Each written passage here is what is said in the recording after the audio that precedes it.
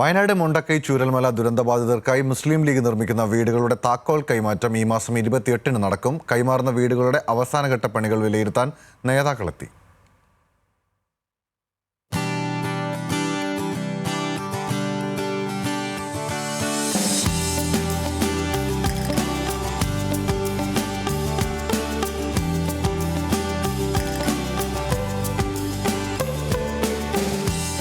പണികൾ പൂർത്തിയാക്കിയ 51 വീടുകളാണ് ലീഗ് ആദ്യഘട്ടത്തിൽ ദുരിതബാധിതർക്ക് കൈമാറുക.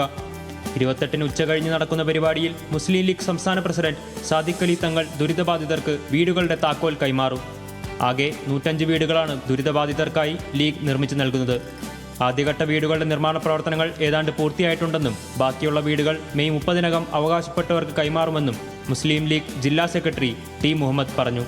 ഇനി ബാക്കിയുള്ള 54 വീട് അതിൻ്റെ നിർമ്മാണം ദ്രുതഗതിയിൽ നടന്നുകൊണ്ടിരിക്കുകയാണ്. മെയ് 30 ആകുമ്പോഴേക്ക് ഞങ്ങൾ ഈ പ്രൊജക്റ്റ് കംപ്ലീറ്റ് ചെയ്യും. അപ്പോഴേക്ക് ഇതിൻ്റെ കമ്മ്യൂണിറ്റി ഹാളുണ്ട്, അതുപോലെ അനുബന്ധമായ സൗകര്യങ്ങളുണ്ട്. പിന്നെ ഭാവിയിൽ അംഗൻവാടികൾ ഒക്കെ വരുന്നുണ്ടെങ്കിൽ അതിനൊക്കെയുള്ള പ്രത്യേക സ്പേസ് മാറ്റിയിട്ടിട്ടുണ്ട്. അങ്ങനെ എല്ലാ സൗകര്യങ്ങളോടും കൂടിയിട്ടാണ് ഈ ഒരു ടൗൺഷിപ്പ് മുസ്ലിം ലീഗ് വിഭാവനം ചെയ്തിട്ടുള്ളത്. 12 സെന്റിൽ 1060 സ്ക്വയർ ഫീറ്റിലായാണ് ഓരോ വീടുകളും ഒരുങ്ങുന്നത്.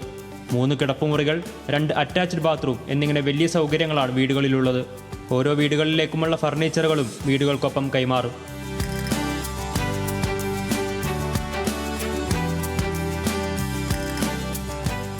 മേപ്പാടി പഞ്ചായത്തിലെ തൃക്കൈപ്പറ്റ വെള്ളിത്തോട് പ്രദേശത്ത് 11.5 ഏക്കർ സ്ഥലത്താണ് മുസ്ലിം ലീഗിന്റെ വീടുകളുടെ നിർമ്മാണം പുരോഗമിക്കുന്നത്.